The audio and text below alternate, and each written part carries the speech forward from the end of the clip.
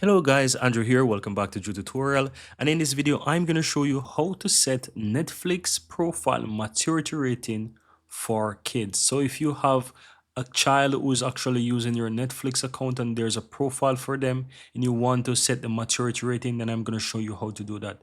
Once you're inside the Netflix, guys, go ahead and hover over the account on the upper right hand side and go to manage profiles. Now, the important thing is that they need to have an account. So it's important for you to create a Netflix profile for the kid.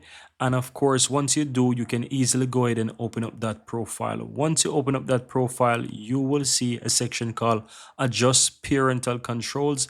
Click on parental controls right here, and here at the top you see that you can go ahead and adjust it.